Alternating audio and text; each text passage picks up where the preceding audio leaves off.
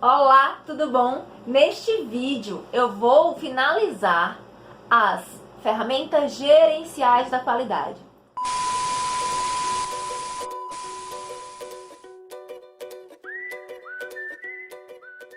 Primeiro, nós vamos falar do diagrama de priorização. O diagrama de priorização, ele é usado para relacionar fatores a critérios de prioridade. O seu objetivo é selecionar, dentre diversas alternativas, aquelas que potencialmente podem oferecer uma maior contribuição para a solução do problema. O diagrama de priorização, ele pode ser usado associado ao diagrama de Pareto. Vocês lembram lá da aula de diagrama de Pareto, que também era para priorizar? É possível priorizar baseado em diversos fatores. Por exemplo, a redução de custos internos, melhoria da satisfação do cliente, eliminar ou reduzir um problema ou falhas de produtos ou a ocorrência e detecção dessas falhas, a melhoria dos requisitos de um produto baseado em sua importância. Enfim, vários fatores são possíveis de serem utilizados no diagrama de priorização. Com o diagrama de priorização, conseguimos definir objetivos e metas, determinar possíveis alternativas, ou especificar critérios de decisão, ou atribuir pesos a esses critérios, tá? Um grande exemplo de matriz de priorização é conhecido como matriz Guth, de gravidade, urgência e tendência. Assim, orienta as decisões mais complexas, propiciando empresas a definir estratégias e políticas a médio e longo prazo. Então, o que acontece, né? Nessa matriz Guth, você atribui pesos, normalmente de 1 a 5, indo do 1 menos importante para o 5 mais importante. Então, se for a gravidade, o 1 vai ser sem gravidade, enquanto que lá no 5, os prejuízos e as dificuldades serão extremamente graves. E o mesmo serve para a urgência e para a tendência, sendo que em urgência está relacionado à pressa, se pode esperar ou não. E a tendência é se há uma tendência de piora a longo prazo, médio prazo ou curto prazo, tá? Então, se é muito grave, se é muito urgente ou se tem uma tendência. O que acontece? Normalmente, essa matriz ela é respondida por especialistas, tá? De forma empírica, porém, usando a sua experiência na área. E o que acontece? Você vai atribuir a nota para cada parâmetro, gravidade, urgência e tendência, e ao final você multiplica essas 3 notas. Existem autores que dizem para somar, só que o que acontece? Se você soma, a menor nota seria 1 mais 1 mais 1, 3. E a maior nota seria 15, de 5, 5 e 5. E a distância de 1 para 15 ela é muito pequena. Já se você multiplica, a menor nota seria 1 e a maior nota seria 125.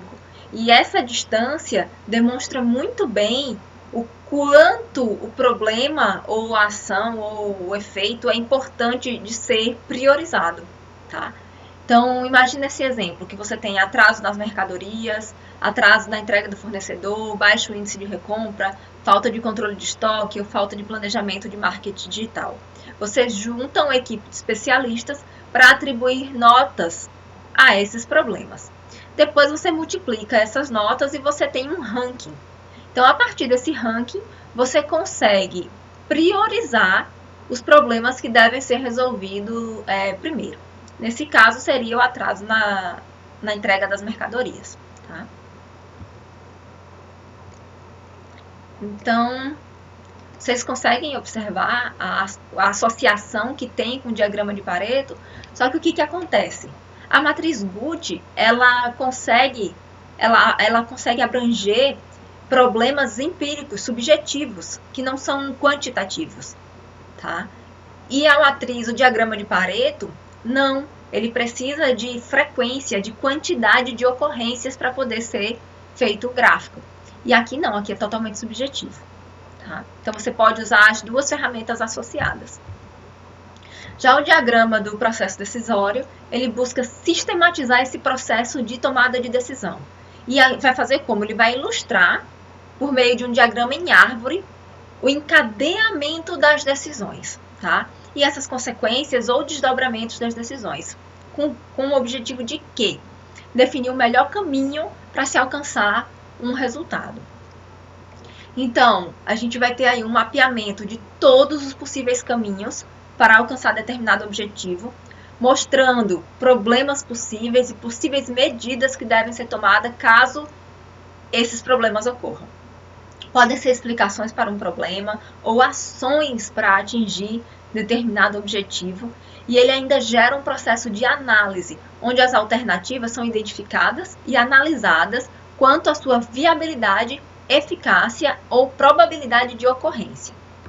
Então aí, qual é a intenção? É antecipar possíveis desvios de rota, desenvolver medidas alternativas que previnam a ocorrência dos desvios, que atuem satisfatoriamente caso ocorram os desvios de rota, desenvolver planos de contingência, planos alternativos para lidar com essas incertezas. O que é o diagrama do processo decisório? Ele é um diagrama que ele vai te dar o plano A, o plano B. Tá? Ele vai te munir de possibilidades de solução de problemas, caso esses problemas ocorram.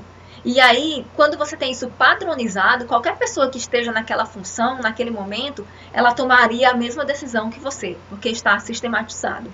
Tá? Vamos para um exemplo que fica mais fácil de entender. Eu tenho aí um fluxo de processo, onde a ideia, eu tenho aí, ordem para a emissão da fatura. E aí ele me dá as possíveis barreiras e as alternativas para caso essa barreira ocorra. Então aí eu tenho primeiro, eu tenho que analisar o crédito do cliente. E aí digamos que o cliente não tenha um limite de crédito para efetuar essa operação. E aí ele diz, olha, você pode bloquear o faturamento ou pedir uma autorização para liberar o crédito. Se você pedir a autorização, você volta para o processo. E aí você vai ter uma análise do saldo de matéria-prima do cliente. Se esse saldo for insuficiente, você pode bloquear o faturamento ou vender matéria-prima para esse cliente. E aí volta para o processo. E aí você vai calcular o reajuste do preço. O cálculo pode ser incorreto, e aí você vai bloquear o faturamento ou corrigir essa diferença no próximo período. E por fim, você registra as informações sobre a qualidade do acondicionamento, que podem ser informações não disponíveis ou incorretas, e você tem aí ações contingenciais para esse caso, até que você consegue emitir a fatura. Então, você tem um passo a passo do processo, você tem o fluxo do processo com possíveis barreiras e ações contingenciais. E, por fim, o diagrama de atividades ou setas, que é utilizado para representar de uma maneira gráfica uma rede de uma sequência lógica de atividades, tá? Com a finalidade de determinado objetivo ser alcançado ao fim. Então, por exemplo, aqui eu quero chegar de A a L. Esse é o meu objetivo. E para isso eu preciso percorrer por diversas atividades. Tá? Normalmente essa aplicação é muito comum lá em gestão de projetos, em PERT CPM. Então a gente pode ter a visualização assim, de bolinhas, ou de quadradinhos, e no quadradinho a gente consegue ter 4 informações. O início mais cedo possível da atividade, qual é o tempo mais cedo que eu posso iniciar essa atividade, o término mais cedo possível, o início mais tarde possível, então qual é o meu limite para começar essa atividade, e o término mais tarde possível que essa atividade pode ter. Com isso, eu consigo saber a duração da minha atividade.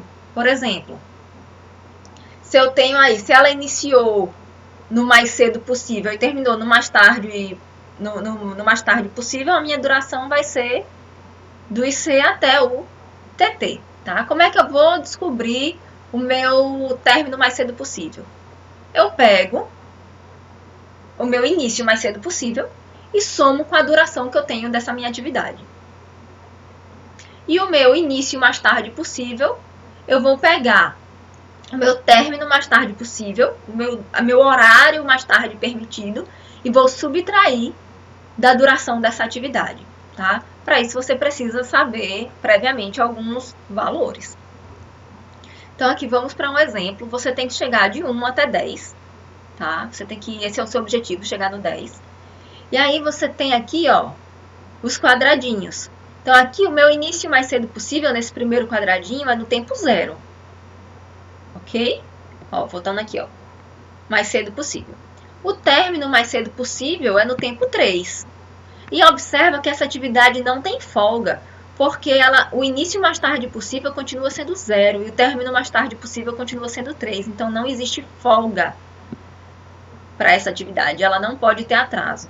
Da atividade 2 para a atividade 3, eu vou iniciar logo ao fim da minha atividade anterior, então inicia no tempo 3, tá? E termina mais cedo possível no tempo 5.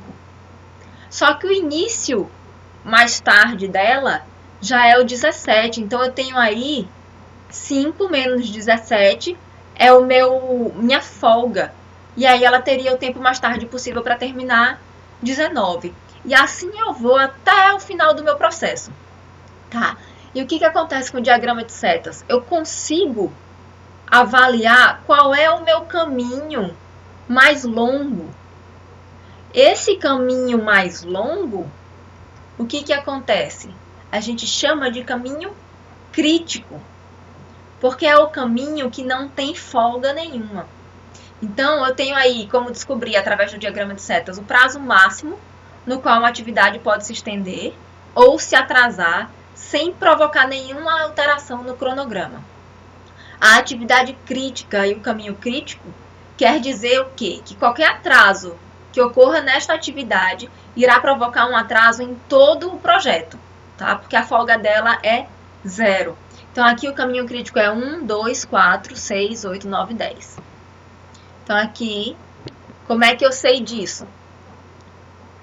Porque aqui, 1, 2, 4. Em algum momento, somando aqui, ó, 3, duração 10. Aqui de 2 para 4 dura 10 segundos, tá vendo? Ou 10 minutos. E de 2 para 3 dura 2. Se eu atraso a tarefa, a atividade, de 2 para 4, em qualquer tempo, de 11, 1 segundo a mais, 2 segundos a mais, o que acontece? A tarefa de 2 para 3, que já tinha uma duração pequena, vai ficar esperando, além dos 8 segundos que já esperava normalmente, mais os segundos adicionais. Então, o que acontece? O caminho crítico, se eu atrasar, atrasa todos os outros processos. Caso eu atrase de 2 para 3 em até 8 segundos, tá? Eu estou comparando só essas duas tarefas, vocês têm que comparar o processo todo. Se eu atrasar de 2 para 3, 8 segundos, vai atrasar de 2 para 4? Não.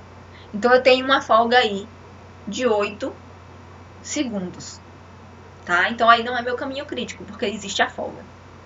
Será que ficou claro para vocês?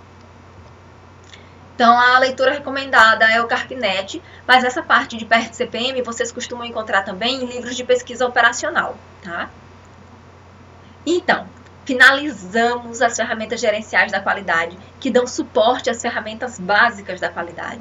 Então, temos ao todo 14 ferramentas, que de uma forma geral são todas básicas, simples e que trazem resultados super grandiosos para os processos de gestão da qualidade.